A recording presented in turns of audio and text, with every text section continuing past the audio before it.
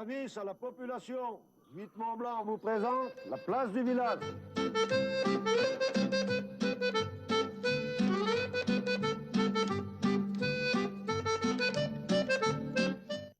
Bonjour à tous, Bonjour la à grande tous. place du village, Philippe. C'est tous les mois sur la 8 Mont-Blanc. On a un invité, décor montagne avant l'hiver qui arrive bientôt. On va monter du côté de la Maurienne aujourd'hui avec notre invité. Avec nous, un invité qui nous vient de Bonneval-sur-Arc, mais qui habite Sallanches, Laurent Blanc. Bonjour Laurent. Bonjour. Bonjour Laurent. Laurent, on est très content de vous avoir parce que vous êtes déjà rencontré dans la place du village. Vous êtes un artiste de talent, vous êtes découpeur de silhouettes. C'est pour ça qu'autour de nous, c'est joli. il y a plein de silhouettes, un décor spécial pour l'émission, Laurent. Merci. Vous savez combien de temps que vous découpez des silhouettes Ouais, à peu près une vingtaine d'années. Alors, vous habitez Sallanches, on le précise bien, natif de Bonneval-sur-Arc. Bonne vassure. Mauriennais, il paraît que quand on est Mauriennais, on reste Mauriennais, Laurent. Vrai ou faux?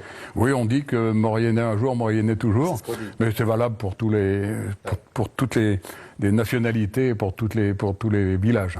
On est Bonneval-sur-Arc. On y va des fois faire des émissions, des tournages là-haut. C'est à part. On a vraiment l'impression, c'est Haute-Maurienne, c'est un autre univers. Alors c'est vrai que c'est un village qui a été conservé et dont le site est magnifique.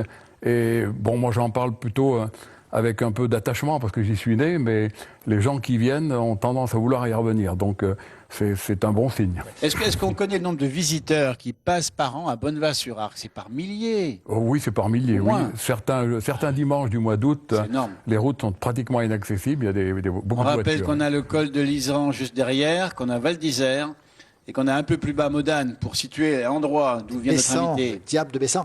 Laurent Blanc, est-ce que c'est vrai qu'à Bonneval-sur-Arc, la moitié des gens sont des blancs? Alors, peut-être pas la moitié, mais il y a beaucoup de blancs et il y a beaucoup d'encelmets également. Je pense que les encelmets sont en train de prendre le pas sur les blancs. Et il y a également des charriers, Et même des bruns. il y a même des bruns, voilà. Oui. Alors on va rappeler que Laurent, vous avez quitté, donc on l'a dit, depuis combien de temps vous avez quitté la Haute-Maurienne? Bah, il y a un petit peu plus de 40 ans, voilà. Sallanches, une grande maison, Dynastar, chef d'atelier, 250 personnes qui travaillent avec vous. Alors, on arrive à se repiquer ailleurs qu'à Bonneval-sur-Arc, Laurent? Bah, c'est un petit peu difficile. C'est vrai que partir d'un coin comme ça est assez difficile, mais après on sait qu'on peut y retourner de temps en temps. Et c'est pas comme quand j'étais au collège où j'avais le cafard de remonter à Bonneval. Là, c'est un peu différent. C'était Ouais. différent. Mais quand même, parlez-nous quand même, parce qu'on est là pour ça, cette émission, Philippe. Bonneval-sur-Arc, les parents travaillaient là-haut à Bonneval-sur-Arc, vivaient là-haut, hein, bien ça. Hein. Oui, ben, mes parents étaient Ils faisaient quoi, cultivateurs de montagne. Ils avaient 4 vaches, quelques chèvres et puis une vingtaine de moutons. ce qu'on n'a pas dit, dis donc, c'est qu'on est à plus de 1800 mètres d'altitude. Oui, c'est un village qui est assez... Mais enfin, le climat il est très agréable. Le froid est absolument. sec et supportable. Et puis le cadre fait sûrement la différence également. Hein. Et la neige et les avalanches. Alors jusqu'à ce que je parte, c'est vrai que l'hiver, les avalanches coupaient souvent la route et pendant quelques mois. Depuis, il y a eu des équipements qui ont été mis de chaque côté, des Gazex entre autres par avalanche également. Et puis ils se sont organisés avec la station et maintenant c'est accessible pratiquement tout le temps. Et puis surtout le travail de rénovation de la commune et du village, hein, qui est un travail extraordinaire. On a aujourd'hui préservé vraiment cet endroit.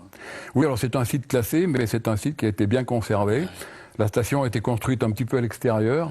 Ça a permis de garder le vieux village et c'est vrai que c'est un vrai plaisir d'être dans le vieux village. Ruelle, Alors on va dire aussi extraordinaire. que Laurent est le neveu de son tonton, évidemment, Charles Blanc, qu'on avait rencontré il y a oui. quelques années en arrière. Grande figure du village, Charles Blanc. Oui, oui, mon oncle Charles, oui, c'était un personnage. tout Et à votre fait. grand-père? Mon grand-père Jean-Claude, oui, qui était longtemps adjoint au maire. Avec Gilbert André à l'époque, hein, le grand-mère, comme on dit, de Saluer Bonneval. Gilbert André qui a fait un travail de longtemps à la mairie de Bonneval-sur-Arc. Et votre grand-père aussi, hein, il a marqué aussi le Oui, village, oui. votre grand-père. Alors, je pense que Gilbert André a été l'instigateur un petit peu qui a permis de conserver le village. En fait, la chance, c'est que le village n'a pas été brûlé par les Allemands. Et donc, par contre, ce qui était un handicap et a été vécu longtemps comme un handicap parce que les maisons n'avaient pas été rénovées, parallèlement aux autres villages, est devenu un atout aujourd'hui, mais grâce à Gilbert André qui a su en faire prendre Alors, un conscience. mot encore pour dire que, pour parler de Bonneval-sur-Arc, c'est un univers minéral où on n'a pas beaucoup de bois finalement, hein, 1800 mètres. Hein. C'est vrai qu'il y a très peu de bois et les gens se chauffent l'hiver avec le crottin des chèvres. Mais alors, ça se fait encore ou pas aujourd'hui? Non, alors ça se fait plus folkloriquement, on va dire. Votre frère Jean-Luc nous avait raconté que c'était le dernier à faire les grebons, Jean-Noël. Les grebons, c'est comme ça qu'on appelle ça. qu'on voit sécher sur les balcons. C'est vrai. Oui. Un univers incroyable. Alors, Laurent Blanc, est-ce que c'est vrai qu'on mangeait de la marmotte à Bonneval-sur-Arc? Oui, quand j'étais jeune, c'était un petit peu pas la seule viande, mais enfin en tout cas, la viande la plus facile et la moins coûteuse. Et donc de temps en temps, quand il y en a une qui courait pas assez vite, on la rattrapait par la queue. Voilà. Belle formule. Vous l'aimiez la marmotte? Oui, c'était bien cuisiné, c'est très bon. Votre maman la cuisine très bien. Voilà, ma maman cuisinait très bien. La marmotte en giblotte, j'en ai des bons souvenirs. Oui. Mais bon, dis c'est donc. des bêtes adorables, maintenant on les mange plus. On les regarde. On les développe, Allez. mais différemment. Voilà, on reparlera bien sûr de Bonneval-sur-Arc. Laurent, on va parler de ce que vous faites aujourd'hui. Vous êtes, on va le dire, un artiste. Vous faites des choses remarquables. Les gens qui nous regardent vous connaissent puisque vous êtes connu en Pays de Savoie et beaucoup en Suisse. On va parler beaucoup des Suisses aussi, des Valdotins qui nous regardent aussi. Vous faites des silhouettes, vous êtes découpeur de silhouettes. Regardez-moi ça, et puis même en grand format, j'en ai. On a même le grand format. Regardez-moi Regardez-moi ça. Alors on va dire unique parce que vous êtes inspiré des Suisses, mais vous avez un peu simplifié, puis donné un peu de dynamique à tout ça. Est-ce que j'ai bien résumé, Laurent? Oui, alors je suis revenu un peu à l'origine des silhouettes qui étaient découpées au XVIIe siècle, qui ont été remplacées par la photographie, annulées par la photographie. Oui. Et c'est vrai que c'est un moyen d'expression qui est qui traduit bien les expressions, qui traduit bien les mouvements. Et au fur et à mesure qu'on pratique, on arrive avec l'expérience à rendre des mouvements un peu plus agréables, plus vivants. Voilà. Alors, inspiration suisse, les Suisses c'est très découpé, vous c'est un peu moins découpé, mais il y a beaucoup d'émotions, on ressent des choses en regardant tout ça. Oui, alors les découpages suisses sont des découpages fantastiques, merveilleux, qui représentent un travail énorme, mais beaucoup de dextérité, et puis c'est un travail complet. Moi, je suis resté sur un style très épuré, tel qu'il était pratiqué au XVIIe siècle. Et puis j'ai rajouté en fond un petit dessin au crayon qui permet de donner une profondeur supplémentaire et puis également de personnaliser un petit peu, parce qu'il m'arrive de faire des montagnes par rapport au coin où les gens souhaitent. Je fais le Cervin, je fais bien sûr le Mont Blanc, et puis différentes montagnes comme les Dents du Midi, entre autres. Voilà. Quel talent, Laurent, pour faire ça. Alors, ça me paraît simple, mais c'est très compliqué. Comment ça se passe? Oui, c'est très fin. Hein.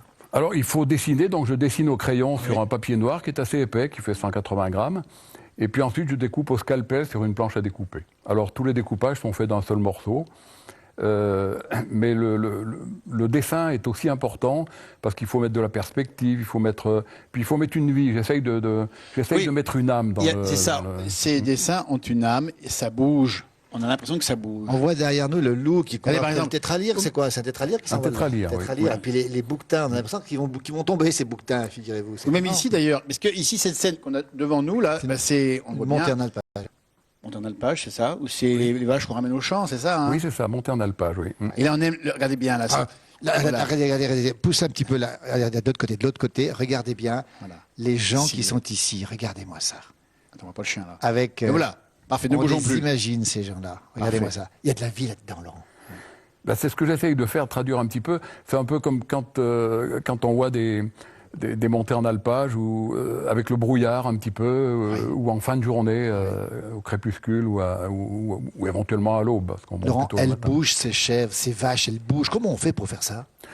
Je pense que le mouvement, on essaye de mettre le mouvement, il suffit souvent de pas grand-chose pour rendre une attitude vivante, une oreille quelquefois, un cil ou une position de patte permet de... Par contre, du coup, on connaît plus les races, puisque c'est l'ombre chinoise. Hein. Des gens qui arrivent à reconnaître les races quand même, parce que... On pourrait là, les étarines, peut-être non? Ah oui, par rapport aux silhouettes, on arrive à reconnaître les étarines, surtout entre les érins et les tarines. Mais vous les distinguez, par exemple, vous, pour les faire, les étarines des abondances? Non, entre les tarines et les abondances, en silhouette, je ne peux pas, mais entre les vaches d'Érins et puis les tarines, le corps des Alpes, regardez. Le corps des Alpes. Et puis ce mulet, avec ce gamin ou cette personne qui oui, il s'est tracté par le mulet, c'est ça, hein? Oui. À l'époque, quand ça montait, il m'est arrivé de voir mon grand-père ou mon père s'accrocher à la queue de la mule ou du mulet pour Donc c'est bien des scènes de vie que vous avez vues. Oui, tout à fait, oui, c'est des scènes que j'ai vues, oui. Alors, pas en totalité, c'est-à-dire que c'est un ensemble de bribes que j'ai vues, que j'essaye de recomposer pour faire une scène complète. D'accord. De la vie, on l'a dit, et puis franchement, du talent, Laurent, comment on apprend à faire ces choses-là? C'est vraiment magnifique. Je pense que c'est surtout l'envie de partager d'abord, et puis de transcrire quelque chose qu'on a trouvé beau et qu'on a vu. Et il y en a qui le font par l'écriture, il y en a qui le font par la peinture, il y en a qui le racontent très bien, et moi j'ai choisi de le faire par silhouette parce que c'était mon meilleur moyen d'expression. Et puis il faut dire qu'il n'y a pas beaucoup de silhouettistes dans la région, hein, unique en Pays de Savoie, quoi. Alors les gens font de la sculpture beaucoup, Oui, c'est ça. oui, mais c'est vrai que des silhouettes comme ça, alors, il y en a qui font du découpage, mais je pense que chacun a son style un petit peu, son style particulier, son style propre, et essaye de se perfectionner un petit peu. D'ailleurs, le progrès, il est souvent attribué aux remarques que nous font les gens. Ouais. Je fais quelques marchés l'été, quelques marchés l'hiver, et j'essaye de tenir compte des remarques, et puis des demandes, souvent des demandes qui nous feront progresser, quoi. Alors, on va quand même donner le site internet, Laurent. Oui, parce c'est que- signé d'ailleurs, c'est marqué, c'est siglé presque, Silhouette Laurent Blanc, comme l'entend de football, Oui. mais c'est Laurent Blanc, notre Savoyard à nous. Oui. Alors le site, c'est laurent.blanc.cc, comme Ouais. Colette. Point CC. Point CC. CC, voilà. Alors, quand même, Noël n'est pas loin. Comment on fait si on veut avoir ça chez soi? Moi, je dois le dire que j'en ai plusieurs, Laurent, parce que je suis un fan de ce que fait Laurent. Puis je crois que je ne suis pas le seul. Il y a beaucoup de gens qui vous connaissent. Comment on fait pour un cadeau de Noël 2014, 2015, 2016, 2017? Comment on fait? Alors je fais quelques marchés de Noël, je les ai pas tous en tête, qui sont sur mon site. Donc, sur le site, on renvoie au site. Hein. D'accord. Voilà, D'accord. sur le site Dans internet. plusieurs tailles, hein. Ouais. Petite taille pour moi ici, juste en face, la taille, petite. oui. Et on a vu la grande tout à l'heure. Et alors, Voilà. C'est sur commande, hein. On peut commander sur Internet aussi. Hein. Oui, alors il faut me téléphoner, ou par internet, par mail, oui. Et puis les petites, je les expédie, les grandes non, je ne peux pas les D'accord. expédier parce que c'est trop volumineux et puis ça risque de casser, quoi. Mais la dimension intermédiaire, je peux l'expédier, oui. Alors, ce que dit pas Laurent, c'est que les prix sont très doux. Alors là aussi, c'est assez étonnant parce que c'est beaucoup de travail, beaucoup de temps. Et sans donner tous les détails, mais c'est à partir de combien? Et c'est vraiment. Alors les premiers prix sont à 25 Vous euros. vous rendez compte? Alors, ça, c'est quand même pas 25 euros, Laurent, ça, quand même. Oui, ça c'est à 25 euros. Et oui. comment c'est possible? Parce que ça, c'est combien d'heures de travail? Oh, c'est 2 heures de travail. Hein. Oui, donc c'est pas cher de l'heure. oui. Hein. Il faut en profiter parce que franchement. Made in France, hein, pas Made in China, on dit bien. France, Made in avec le France. cadre en plus, avec le Avec cadre. le cadre, ouais. Bah, écoutez, avec le cadre, c'est déjà presque c'est vraiment des prix très doux. Même les grandes sont à prix doux. Hein. Il faut le rappeler aussi Oui. quand même. Pour les cadeaux de Noël, tiens, allez, les cadeaux de Noël. Dépêchez-vous parce qu'après il n'y en aura plus. Vous aurez du boulot, Laurent. Hein. Franchement, c'est magnifique et puis c'est pas cher en plus. Ça fait plaisir. Alors tout ça parce que vous aimez, on l'a dit, les traditions. Vous êtes viscéralement ancré dans la tradition, Laurent, dans tout ça. Hein. Bah, je pense que d'abord la montagne, d'une part, et puis d'autre part le village où on est né, la Savoie également, la culture de Savoie. Tout cet ensemble-là fait qu'on a des racines. Et peut-être qu'en vieillissant, on sent de plus en plus nos racines pousser, en tout cas vibrer. Et on a envie de conserver ça et puis de le transmettre à nos enfants et à nos successeurs. Hein. Laurent aime la musique, vous aimez l'accordéon, vous aimez les traditions. On en parlera beaucoup avec vous dans cette émission. Restez bien avec nous parce que on parlera de ces liens qui nous unissent avec le Valais et le Val d'Aoste. Et puis tout de suite, Jean-Noël et Laurent, on va vous faire écouter un morceau. Vous connaissez forcément Lionel et Serge Tuaz. Vous les connaissez? Oui, bah, je Bien les salue. même. Je les salue On tous peut les deux. saluer aussi. C'est ça la montagne, c'est un art de vivre, comme notre décor ici, de chalet intérieur. Même chose. La qualité Mais au chaud, des artistes comme Laurent Blanc et ses silhouettes, bien sûr la musique, parce que les montagnards, Laurent, ils aiment faire la fête. Oui, tout à fait, oui. Bah, je pense que plus la vie est dure, Oui. plus on a besoin de moments Absolument. de détente et de moments d'apprécier. C'est comme au Moyen-Âge, on disait que les paysans faisaient de temps en temps des bombances. Bien Et sûr. puis ils jeûnaient le restant du temps parce que oui. c'est une façon d'apprécier la vie. J'allais dire à Bonneval, qui pendant longtemps a été au Moyen-Âge plus longtemps qu'ailleurs, entre guillemets, c'était un peu comme ça autrefois, non? Sans doute. Oui, c'est vrai que c'était un peu comme ça. c'est vrai. Alors Laurent Bonne a version. écrit une chanson sur Bonneval qui s'appelle comment? Alors, j'ai pas, enfin, oui, Paroles. j'ai écrit les paroles. J'ai écrit les paroles sur, c'est Printemps à Noël. J'ai pris donc la musique de Printemps à Noël qui était faite par, son nom m'échappe, mais ça va me revenir. Et une musique magnifique, un joueur de corps des Alpes d'ailleurs. Delval. qui chantait- Delval, voilà, Delval. Je prie de m'excuser d'avoir oublié 2 minutes. Et donc, j'ai mis des paroles parce qu'une chanson, quand on chante une chanson, il faut que ça nous parle. Et donc, du coup, j'ai mis des paroles en l'appelant Printemps à Bonneval. Mais ça dit quoi, en gros? Oh, ben, ça parle de la montagne, des chamois, des bouquetins et puis des sonnailles, et on sort difficilement du contexte. Mais c'est important parce Allez, que ensuite, c'est on va un pas contexte l'écouter. qu'on aime bien. Voilà, on va pas écouter cette chanson, on l'a déjà entendue dans la place du à village. fait, On va tout à écouter fait. Par une belle journée de montagne. Rien que ça vous dit quelque chose. Il y a de Tout à la fait. tyrolienne là-dedans. La belle voix, Respirez, c'est votre télé, Serge c'est Tuat. la montagne, c'est Et Bonneval juste sur après, on Arc. parlera justement d'un rassemblement. On n'en dit pas plus à Bonneval-sur-Arc. Allez, on écoute les Tuas juste après l'entrée.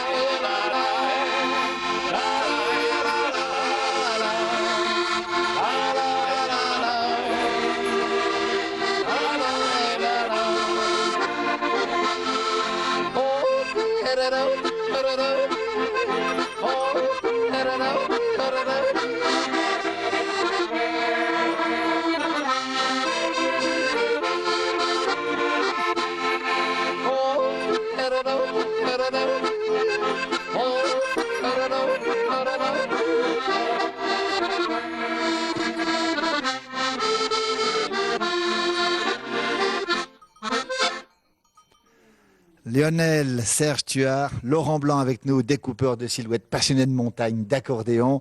On va le dire, Laurent, vous êtes originaire de Bonneval-sur-Arc et tous les ans, depuis quelques années maintenant, vous faites des rencontres informelles, on va le dire, avec des musiciens, des chanteurs, des accordéonistes d'un peu partout. Racontez-nous un peu, Laurent. Oui, alors l'idée c'était de réunir des gens un peu différents, en tout cas avec la même culture mais d'origine différente, pour pratiquer ensemble le chant et les plaisirs de la montagne. Voilà.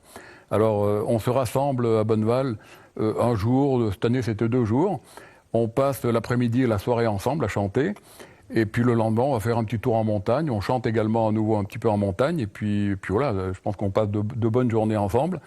Et l'idée aussi, c'était de mettre en contact des gens du Val d'Aoste, des gens du Piémont, des différents villages de la Haute-Maurienne, de la Tarentaise également, et puis des gens, bien sûr, de la Haute-Savoie, voilà. Et on se rend compte qu'on a tous la même culture et les mêmes racines qui vibrent quand on est ensemble. Et puis ça permet de faire des connaissances, de lier des connaissances. Et donc cette année, il y avait également des Suisses qui étaient là, et un chanteur, un yodeler, qui venait de Lausanne, qui nous a émerveillés et qui était lui aussi très content de participer. Alors comment expliquer, parce qu'on est dans une vallée encaissée, malgré cela, on voyait autrefois les voisins valdôtains ou italiens ou suisses. Ah ben, je pense que les rencontres étaient plus difficiles parce qu'elles passaient par l'école, mais on connaissait bien l'école. Ouais, Hein. c'est ça.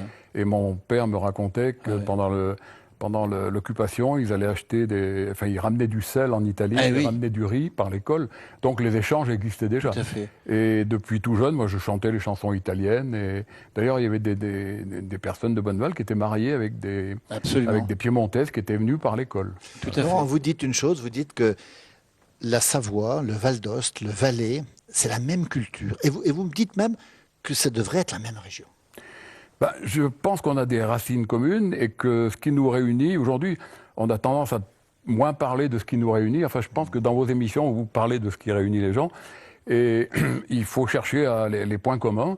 Et aujourd'hui, on a une culture importante qui est la culture de montagne. Et je pense que les gens du Valais, les gens du Piémont, les gens du Val d'Aoste, les Savoyards, bien sûr, les Hauts-Savoyards comme les Savoyards, ont la même culture. Et d'ailleurs, quand on se rencontre, ça se passe très très bien. Hein. Et l'idée m'a été un peu donnée par le référendum de l'Écosse, hein, qui a abouti, en tout cas, à nous ouvrir un peu l'esprit. Et on peut imaginer, ça serait en tout cas, je pense que ça se fera un jour, des régions européennes autour de pôles de culture. Ça sera le cas pour les pays que les régions que je viens de citer, là, c'est ce qui pourrait faire une région montagne, une région européenne.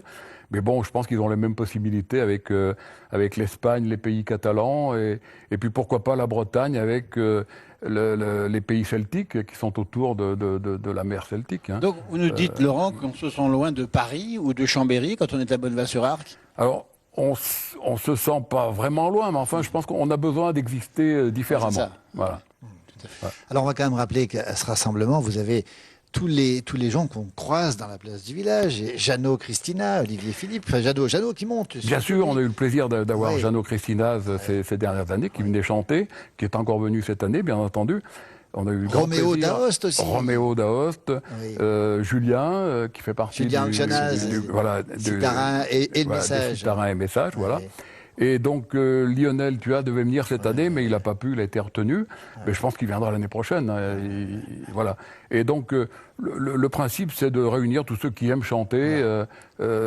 Avec les gens de Bonneval, hein, c'est important. Vous êtes sur la place du village et les gens de Bonneval et ces chanteurs, surtout, tout le monde se retrouve ensemble. En fait. Les gens de la vallée aussi. Hein. Alors le site se prête très très bien. La place de Bonneval, c'est la place du village. Oui. Mais c'est une magnifique place avec le sol pavé, enfin les maisons anciennes. Je pense que les gens l'ont vu dans vos émissions. Et c'est vrai que chanter dans un cadre comme ça, c'est merveilleux. Et puis les gens qui sont autour apprécient énormément. C'est-à-dire que ce soit ma mère. Mon oncle ou mes tantes qui sont autour, ou Georgette qui est pas loin non plus. Hein.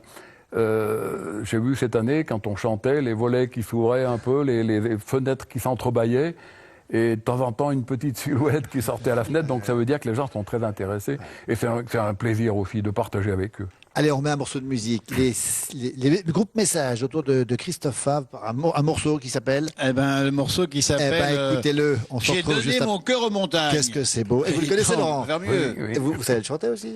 Non, mais je ne chante pas à cappella. Allez, on va écouter pendant écouter. ce temps. À tout de suite. C'est un beau titre avec un beau thème en plus. Hein.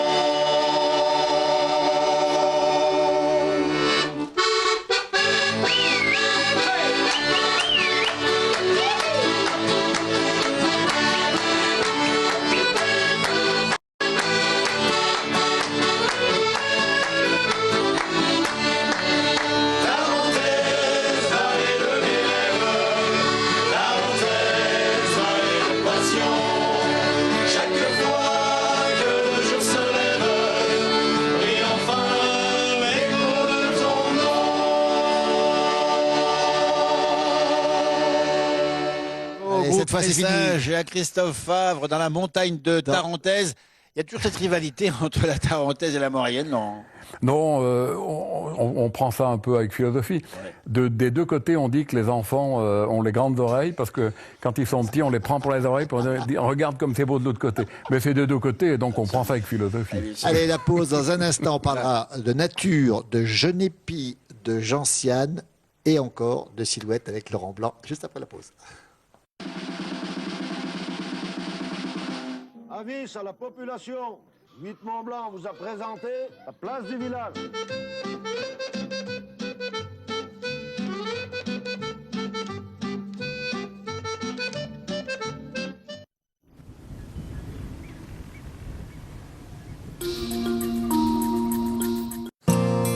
Chez Jacquet, c'est au cœur de la France, sur nos terres de Limagne, que nous cultivons nos blés.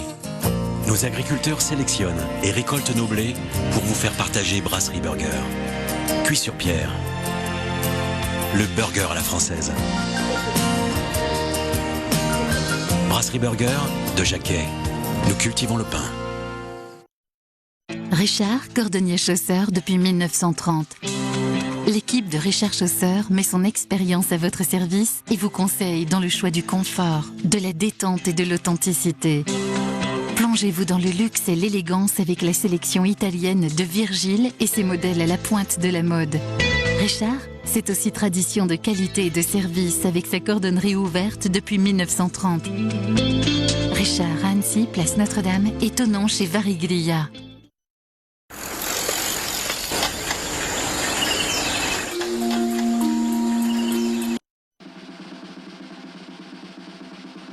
Avis à la population, 8 Mont-Blanc vous présente la place du village.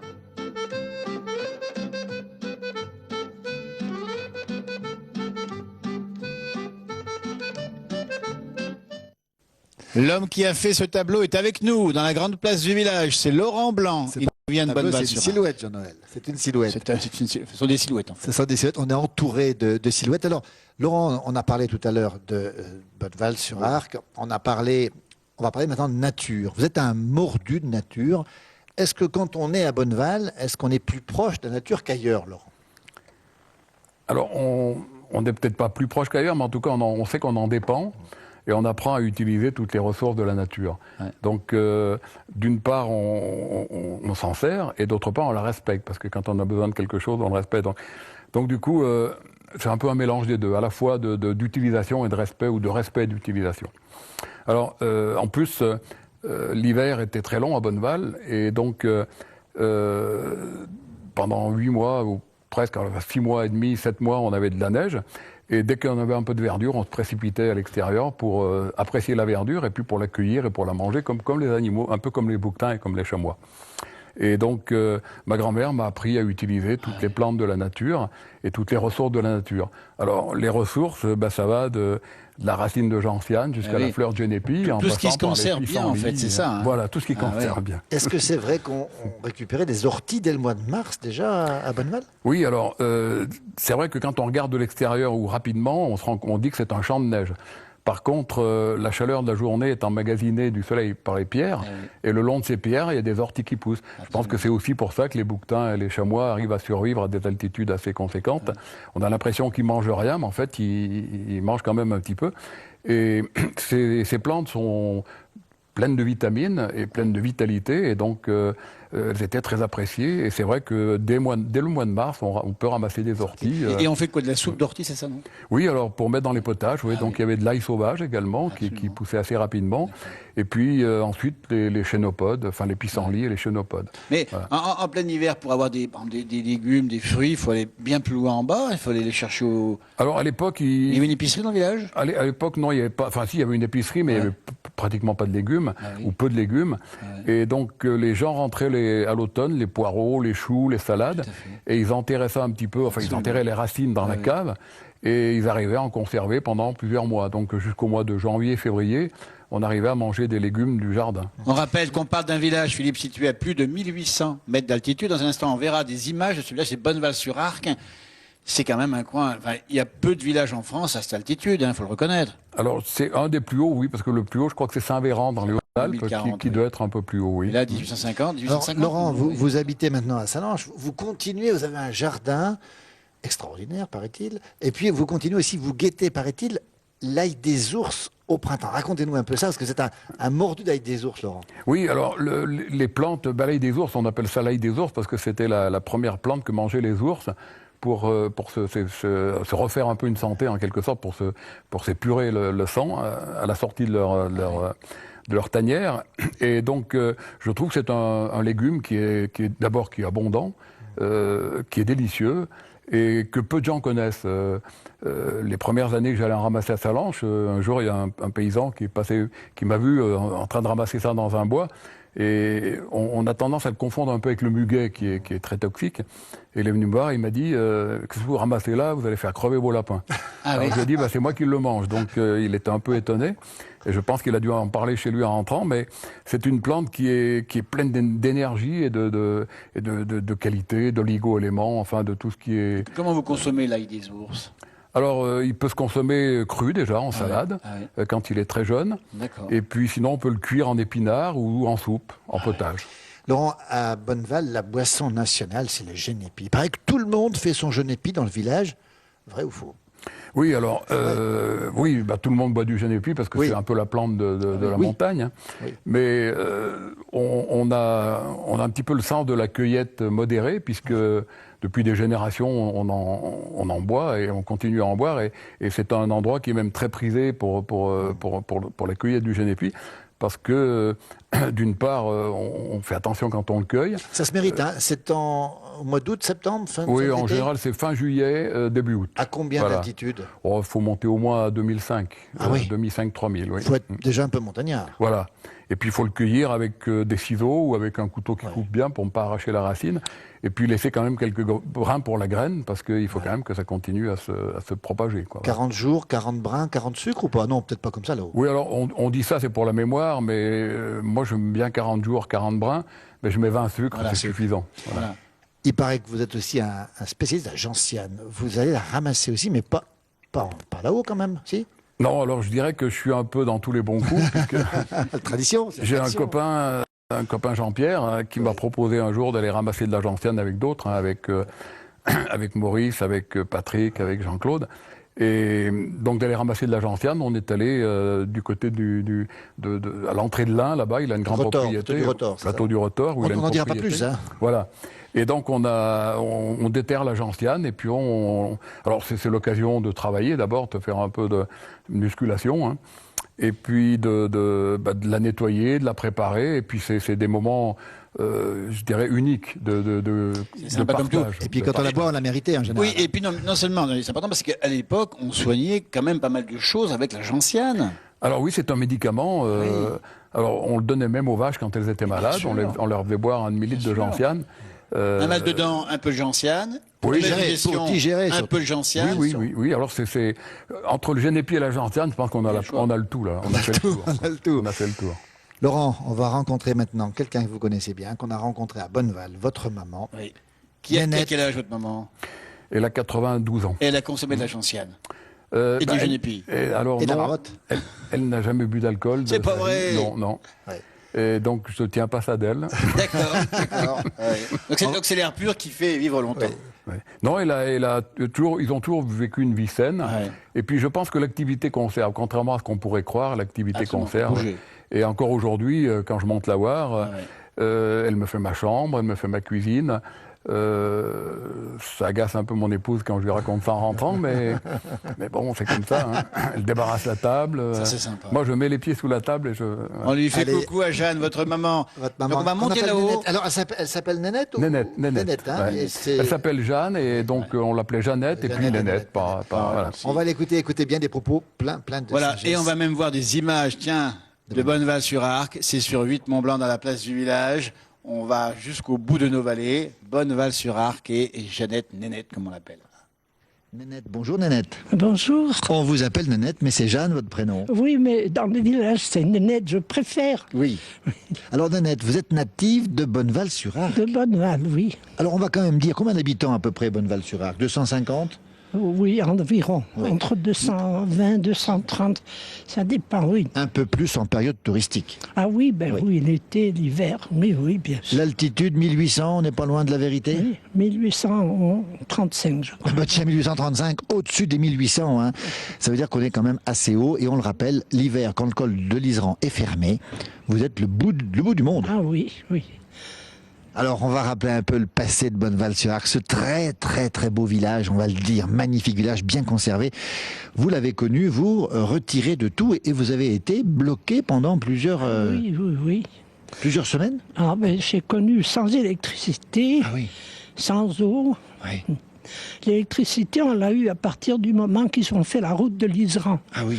Alors, ils ont fait une petite centrale, et puis la commune avait racheté après la petite centrale.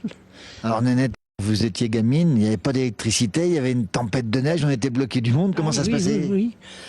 Oh ben, on se blottissait bien, et puis on se rendait visite, on faisait les veillées. Ouais. Il y avait un bon côté, on était comme une grande famille. C'était obligatoire. Et oui, pour pouvoir vivre. Bien oui, sûr. Oui. Si on s'entraidait pas, ça marchait pas à l'époque. Ah oui, on était heureux. Vous étiez plus heureux autrefois qu'aujourd'hui. Oh, c'est d'une autre façon. Oui. Alors maintenant, on apprécie quand même tout le confort. Tout. Vous savez, quand on allait laver au torrent l'hiver, c'était dur. Mais maintenant, dans la machine à laver, on l'apprécie bien. Hein. Nénette, vous laviez au torrent l'hiver? Ah oui, oui. Mais pas l'hiver. Ah oui, on n'avait pas l'eau à la maison, il fallait bien quand même être propre. Philippe, mon mari, venait me faire un trou dans la glace pour pouvoir rincer le linge, parce que on allait chercher de l'eau, on le lavait un peu à la maison, mais pour le rincer, il fallait aller au torrent. Hein. Nénette, c'est incroyable ce que vous nous dites là. On avait l'habitude. Et puis vous avez vécu avec les vaches, Nénette. Ah oui, oui. Racontez-nous un peu. C'était une autre façon de vivre. Oui. Alors racontez-nous, les vaches étaient à côté de vous dans la pièce, pratiquement. C'était une très très grande pièce. Ici même, hein, derrière nous là. Oui, là, maintenant on a tout fait, les séparations, c'est différent. Mais avant, les vaches étaient au fond, où on avait un petit coin pour vivre. Enfin, on était un peu à l'écart quand même. Mais c'était tout dans la même pièce, oui. Oui. Et c'était partout, c'était tous comme ça. Et tous les villages à côté, c'était pareil. Oui. On n'avait pas de bois. Et il fallait bien se chauffer l'hiver. Alors on profitait un peu de la... Les vaches vous chauffaient. Mal, oui. Et alors les brebis, les moutons étaient sous votre lit? Anciennement, oui. Vous avez connu ça, vous? Non, moi je n'ai plus dormi sur les brebis. Quand même, oui. Ils les mettaient, oui, très anciennement. Il y avait beaucoup de monde. Et l'hiver, ben, les lits ils étaient vers l'étable. Alors pour pouvoir garder les brebis, ils les avaient sous le lit. Quoi. Alors, quand vous étiez avec les vaches, il n'y avait pas trop d'odeur quand même? Oh, un peu, mais on s'y faisait. Oui. Et puis on était tous pareils dans le village. On avait tous la même odeur, quoi. Eh bien oui, on entend la même odeur. Nénette, il y a des grebons qui sont ici, sur votre balcon. Ah oui. Les grebons, hein, on rappelle ce que c'est quand même, hein, c'est de la bouse de mouton. Hein. Moutons, oui. Mais voilà, les moutons étaient dans des parcs. Hein, oui, c'est ça. Et ça faisait de la bouse au sol. Voilà, tout l'hiver, ils pétinaient, il y avait un peu de foin, tout ça. Dehors, ils étaient dehors l'hiver? Non, dans l'étable. Dans une étable, oui, c'était habituellement une étable un peu à part des vaches. Oui. Et puis là, ben, au printemps, et quand les moutons étaient partis, ils allaient avec une bêche, ils coupaient à carré. Et puis avec la fourche, ils sortaient ça, ils mettaient sécher au soleil. Il fallait 2 ans quand même. Enfin, après, on les empilait. Mais il fallait 2 ans pour que ce soit sec pour brûler. On n'avait pas autre chose. Et c'était bon comme chauffage? Ça faisait une braise, oui, oui. Beaucoup de cendres? Voilà. Et la cendre, on la gardait précieusement, on la tamisait. C'était pour faire la lessive. Oui. Les grandes lessives, hein, c'était les grandes lessives. Du printemps, oui, dans des grandes cuves en bois, oui. Alors les grebons qui sont là, Nénette, ils vont servir ceux-là? Ils sont vieux ceux-là, ils ont quelques années quand même. Ils ont peut-être 40 ans. En 2012, est-ce qu'il y a encore des gens qui se chauffent au grebon à Bonneval-sur-Arc? Je ne crois pas, non. Non, C'est fini. non, je ne crois pas. Vous allez en faire quoi de ces grebons là? Oh, c'est Jean-Luc avec son père qui les a empilés. Oh, ils ont laissé là pour marquer comment on vivait anciennement, enfin un peu les traces du passé. On va dire une chose, Nénette. Tous les jours, en été, racontez-nous ce qui se passe devant votre maison, qui est la plus ancienne de Bonneval-sur-Arc. Qu'est-ce qui se passe? Racontez-nous. Les photographes sont là. Ah oui, ça oui. Et ils prennent des photos. Eh oui, voilà, sur tous les gros bons. Sur les grebons. Et puis vous êtes assise et vous tricotez. Oui, un petit moment, mais je ne reste pas longtemps parce que après ça me fatigue. Nénette, quel regard vous portez sur les centaines, les milliers de touristes qui passent dans le très très beau village de Bonneval-sur-Arc? Ça vous laisse indifférent? Vous êtes contente de les voir? Ça vous perturbe? Ça vous rend heureuse? Pas du tout, non. Ben, quand ça me fatigue, je rentre. Oui. Mais on est très contents. On a beaucoup d'amis parmi les touristes. Ça, c'est important pour vous, si on va le dire. Oui, et puis nous ont beaucoup apporté. Oui, oui, oui. Non, puis qu'est-ce que vous voulez? Bien sûr, il y en a quelques-uns un peu. Mais la plus grande partie sont très très gentils et très respectueux. Oui. Nénette, le paysage est beau ici. Vous le regardez encore de temps en temps? Ah oui, oui, quand je peux. Quand mes enfants ou mes petits-enfants m'emmènent faire un tour en voiture, ça me fait grand plaisir. C'est tellement beau, Nénette, le bon Dieu. Ah ben ça, j'y crois fermement, oui. C'est ce qui m'a beaucoup aidé dans ma vie. Quand votre mari vous a quitté, entre autres. Et oui, et puis même avant, il avait eu des accidents, puis on a eu beaucoup de peine. On a partagé avec mon mari et les enfants, mais enfin, non, la religion nous a beaucoup, beaucoup aidés. Ça compte beaucoup. Oui. Ah oui, énormément. Alors ces belles choses, est-ce que c'est le bon Dieu qui les a faites? Je pense qu'à l'origine... Nénette, son bon sens. Voilà. Comment va-t-elle, votre maman? Oui. Ça va. Quelle sagesse dans les propos. Émouvant, hein? Quand on vit dans ces endroits, on a plus de caractère qu'ailleurs, Laurent? Alors, je pense que la vie, plus la vie est difficile, plus on a tendance à relativiser, à s'accrocher, et puis à peut-être à corriger un petit peu les parcours. C'est vrai que la difficulté est quelque chose de positif, à mon sens. Elle parle du bon Dieu, à la fin, on n'a pas entendu tout à fait sa réponse. Ça compte forcément le bon Dieu dans ces endroits-là? Ben, je pense qu'on a besoin de croire en quelque chose, et c'est vrai que ça peut être aussi une aide à certains moments, oui. Alors, votre perception de la nature, justement, de ces endroits, cette harmonie, ce respect des choses, on parlera encore, bien sûr, de tout ça dans un instant, mais il y a un ensemble pour vous. Pour vous, c'est quoi, finalement, le mystère de la vie, vous qui avez l'expérience de ces lieux, de ces endroits, de cette nature? Ben, je pense que le mystère de la vie, il est difficile à élucider ou en tout cas à éclaircir. On peut s'en faire une idée. On vit il faut essayer d'être en harmonie avec l'endroit où on vit, avec les gens avec qui on vit. Et je pense que la base de l'harmonie, c'est le respect, dans un premier temps, et puis la bienveillance. C'est-à-dire que, au lieu de se révolter contre les choses ou contre les gens, il faut commencer peut-être à réfléchir un petit peu et puis à les accueillir. Et puis, je pense qu'avec certaines personnes, on peut aller plus loin parce qu'on a des atomes crochus. Avec d'autres, on ira moins loin, mais on fera un petit bout de chemin ensemble. Et ce qui est important, c'est de faire un petit bout de chemin avec tout le monde. Et puis surtout, le plus important, c'est le respect. Parce que si on respecte le cadre de vie, la nature, et qu'on ne se révolte pas, finalement, on accepte beaucoup de choses. C'est le début de la sagesse, Laurent, ça? Peut-être un peu le début de la sagesse, mais en tout cas, c'est un peu l'expérience. Et c'est ce que nous ont appris nos anciens. Hein. C'est-à-dire que quand on avait du mauvais temps, ma foi, on acceptait le mauvais temps, on s'organisait en conséquence. C'est vrai qu'on déplorait qu'il fasse mauvais temps 5 jours de suite, mais enfin, on acceptait. Et puis, il y avait de temps en temps des avalanches. Il est arrivé d'avoir des gens, malheureusement, de ma famille, pris dans les avalanches. C'est vrai que ça nous incite à la prudence et il faut essayer de corriger le tir. Alors, on allait faire un tour du côté de Val d'Isère. Il y a le col de l'Iseran qui est derrière, qui est quand même fermé tout l'hiver. Oui. On passait d'une vallée à l'autre. Alors, l'hiver, plutôt au printemps, on montait sur la neige dure. Quand il y avait le matin de bonne heure, il n'y avait pas danger d'avalanche. On allait en ski, mais c'était assez rare. Hein. C'était une ou deux randonnées dans l'année, dans l'hiver. Sinon, on attendait que la route soit ouverte. Oui. On rappelle qu'il y a une station de ski à Bonneval-sur-Arc. Vous y avez travaillé à ses débuts.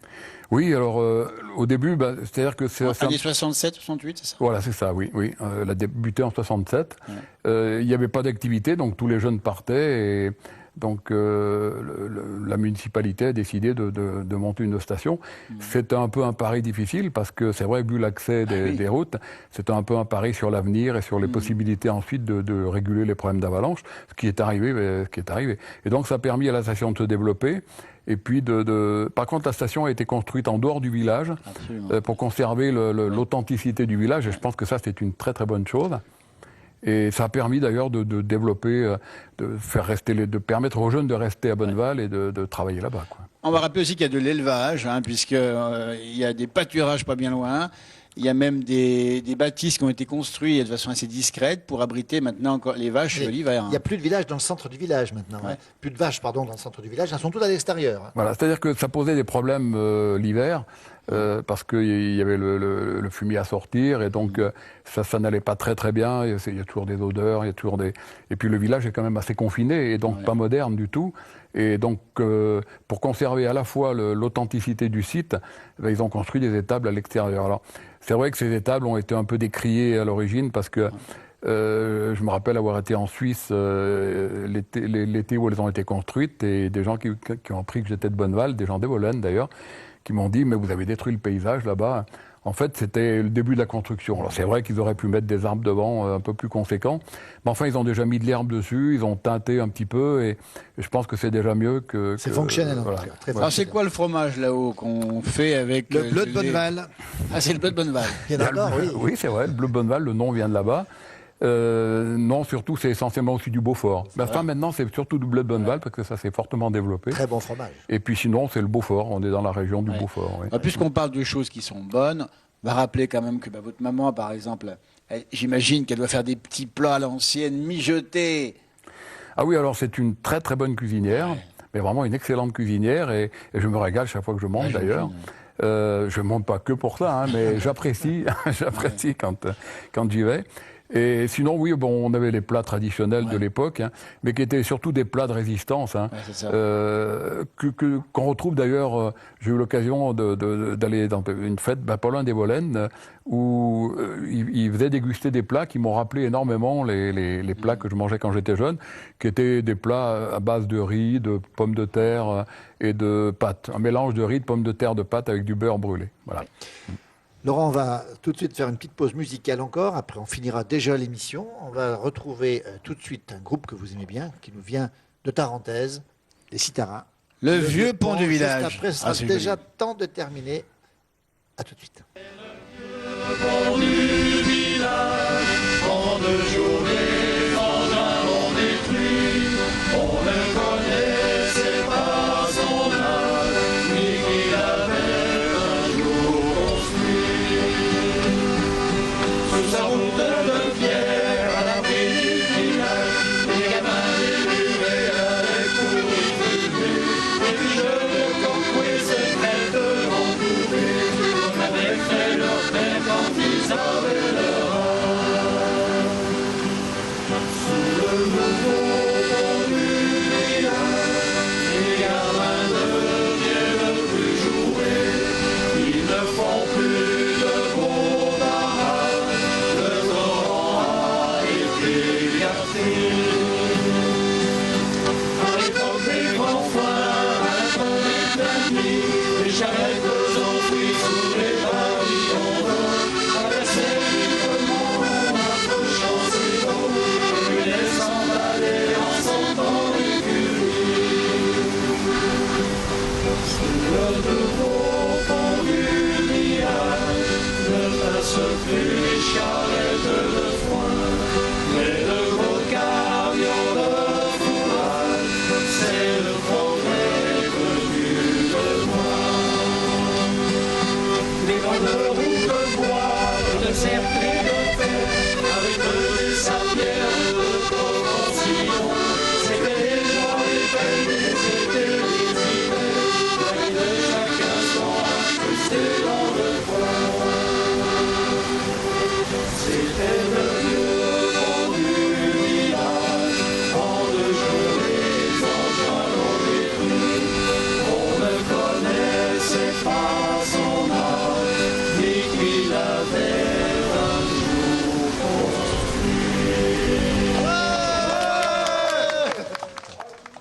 Allez, bravo. Allez, Oscar. c'est presque fini pour cette émission. Laurent Blanc, silhouettiste, découpeur de silhouettes. Alors, Oui. Mais est-ce qu'il aime le foot, Laurent Blanc? Parce qu'on connaît Laurent Blanc par ailleurs. Alors, les gens me plaisantent souvent et, Mais ça, j'imagine. Et je leur dis que je travaille le week-end parce que le salaire de misère du foot ne me permet pas de vivre. Oui. allez, notre match va s'achever bientôt. Laurent, vous nous avez apporté quelque chose d'assez étonnant. On va le dire. Tiens, regardez-moi ça. Un tableau, c'est pas vous qui l'avez fait, celui-ci. Hein. C'est un tableau unique que vous avez récupéré. Et c'est Salanches avant l'incendie, avant 1844, si on ne se trompe pas, c'est ça? Oui, non il me semble dans 44. ces eaux-là, oui. Et donc, voilà, vous l'avez. C'est une copie, on précise bien, c'est une copie. Hein. Tout à fait. Beaucoup de bois. L'original est où, l'original? Alors l'original est en Suisse et c'est un ami que j'ai rencontré à Morges en Suisse Ouais. qui m'a fait gracieusement une copie parce qu'il est propriétaire, enfin sa famille est propriétaire du tableau authentique de Didet. Voilà. Et donc il m'en a fait une copie et c'est la première fois que je vois un Didet en couleur, le Didet de Salanches en couleur. Et voilà, et on va le dire, je crois que vous êtes les seuls à le savoir, les Salanchards le savent peut-être pas encore. Maintenant, ils le sauront maintenant. Hein. Voilà. Donc, si vous veulent en savoir plus, c'est par votre biais. S'ils veulent l'avoir, peut-être pour l'exposer à la mairie, pourquoi pas. C'est Tout à une bonne fait. idée. Laurent, c'est bientôt fini. Le match s'achève. Merci Laurent Blanc, notre entraîneur sur les terroirs, sur les territoires de montagne. Allez, on rappelle les silhouettes, les cadeaux de Noël, c'est encore temps. Allez, on la précise, remonte hein. celle-ci, Philippe, là. Alors, on remonte celle-ci. Magnifique, celle-là. Le site, on rappelle le site, Laurent. Alors laurent.blanc.cc comme Colette. Voilà, vous retrouverez Voilà. tous les contacts, le numéro de téléphone, tout ce que vous faites. Et puis, vous sculptez, on l'a pas dit. Ah, Vous c'est faites de une très magnifique belles sculptures en bas-relief et en relief tout court. hein. Oui, j'ai moins le temps, mais j'en fais encore un petit peu. Oui. Beaucoup de talent, tout ça sur le site internet pour en savoir plus. Et puis on vous retrouvera certainement, Laurent. Merci pour cette passion. Merci à Christian Ress à la Bravo caméra, Steven pour également. le talent. Oui, merci Thierry à vous. Paul, Damien Rémy qui ont fait un gros travail. C'est une équipe aussi, hein, autour Voilà. de Laurent Blanc. Absolument. Merci beaucoup, Laurent. Bon Bravo retour pour à ce que vous faites. Salanches ou à Merci à Bonneval-sur-Arc parce que vous allez y passer encore du temps à Bonneval. Hein. Oui, bien sûr, je vais voir ma mère régulièrement. Avec Et grand gros plaisir. bisous à, Et puis- à Nanette. Et puis un petit bonjour, tiens, on va le dire, à votre fils Fabrice qui est à Nairobi, Nairobi, au Kenya, au encore Kenya. plus loin, lui. Encore plus loin. Et puis vous serez bientôt grand-père, n'en dis pas plus là-dessus. Allez, félicitations. Harvey, comme on dit chez nous. À bientôt, merci. Avis à la population, 8 Mont-Blanc vous a présenté la place du village.